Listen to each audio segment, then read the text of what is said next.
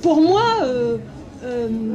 même si, par exemple, au Parlement, même si à l'Assemblée nationale québécoise, il y a toujours le crucifix, à l'Assemblée nationale, il ne fait aucun doute pour moi que le Québec est un État laïque. Laïque parce que il a évolué en matière d'égalité entre les droits et les femmes, et il a évolué notamment en matière aussi d'éducation. Donc il y a une large démocratisation du système éducatif et du système éducatif laïque. Alors, ce débat donc sur la laïcité, il s'impose à nous dans le monde arabe et dans le monde musulman parce que si l'on veut rattraper le grand écart finalement qui continue de se creuser entre nous et le monde occidental, eh ben, on n'a pas le choix que de se poser ces questions et on n'a pas le choix que d'y répondre. En réalité, on voit bien à quel point cette exigence laïque est toujours d'actualité et jamais achevée en Europe. C'est pour ça que j'ai tenu à faire ce détour par l'Europe. C'est que la laïcité, c'est un processus historique. C'est un processus historique cumulatif qui n'est jamais abouti. Il n'est jamais abouti puisque les retours en arrière sont toujours possibles. On se rappellera de cette phrase comme ça lancée par Nicolas Sarkozy il n'y a pas très longtemps sur la place du pasteur, du curé, qui n'égalera jamais la place de l'instituteur. Ben, il fallait y voir un message très clair. Pour moi, en tous les cas, c'était que la France ne jouera plus le rôle historique qu'elle a toujours joué, c'est-à-dire la défense des valeurs républicaines, c'est-à-dire la défense de la laïcité. Eh bien, lorsqu'un pays comme la France ne joue plus le rôle qu'elle a joué historiquement, la laïcité recule à l'échelle internationale.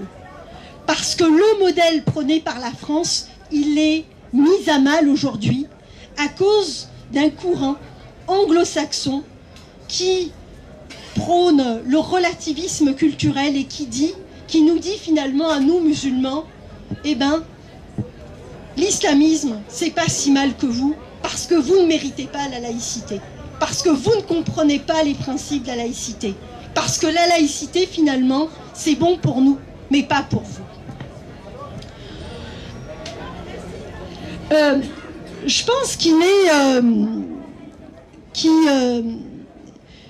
ne faut jamais perdre de vue le contenu du projet politique du Front islamique du salut.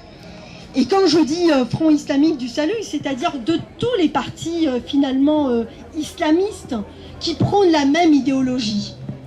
Alors, je voudrais faire ressortir 3 éléments concernant le projet politique du FIS. Alors, d'abord, on remarquera que contrairement à la théorie du choc des civilisations qui nous dit, en gros, il y a 2 civilisations, donc la bonne, c'est la civilisation occidentale, et la mauvaise, c'est la civilisation arabo-musulmane, et qu'entre les deux, il ne peut y avoir que de clash, finalement. Eh bien, l'exemple algérien nous démontre que non. Nous démontre que la fracture, elle existe en Algérie même, entre musulmans. En raison de quoi? Ben, en raison de 2 projets de société. En raison de valeurs que les Algériens, qu'une partie des Algériens ne partagent pas. Finalement, on peut habiter le même pays, on peut avoir grandi dans le même quartier et ne pas partager les mêmes valeurs. Alors on se rend compte que finalement, il y a 2 projets de société qui sont totalement antagoniques.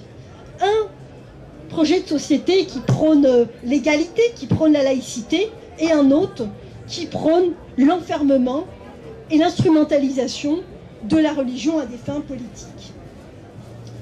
Deuxième élément, le projet politique du FIS, il pouvait se résumer en une phrase. L'islam est religion et État, et la charia est notre constitution. Donc la charia, je vous le rappelle, qui se fonde sur la supériorité du musulman sur le non-musulman et la supériorité de l'homme sur la femme. Troisième élément, et le dernier que j'aimerais souligner, c'est l'utilisation de la violence.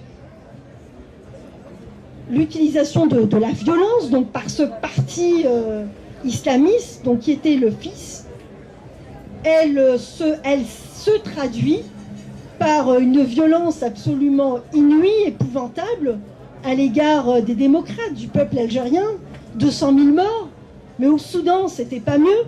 En Iran, c'est tout de même sur les cadavres des communistes iraniens, des démocrates iraniens, des laïcs, des féministes, que s'est bâtie la République de Khomeini. En Égypte, Farag Foda a été assassiné sous les yeux de son fils en 92. Najib Mahfoud a été poignardé au Caire. En 94, en Arabie Saoudite, on peint les poètes. Donc cette violence, elle est inscrite dans le code génétique de l'islam politique. L'islam politique de Hassan al-Banna, en 1920, qui a théorisé cette conception de l'État islamiste, et ben, le porte en elle les germes de la violence.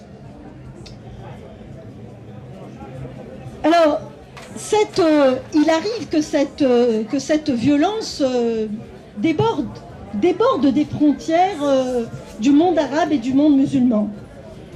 Le débordement de cette violence, il y a comme ça des événements qui nous rappellent qu'elle existe, ici en Occident. L'affaire Rushdie, par exemple, en 89, c'était un message, c'était un avertissement très clair à l'égard de qui? Pas seulement des musulmans, pas seulement des arabes, mais à l'égard de quiconque, et même occidental, qui ne partage pas la vision de l'islam politique et qui conçoit une autre vision des droits humains, une autre vision de l'universalisme, une autre vision de l'État, une autre vision de la laïcité.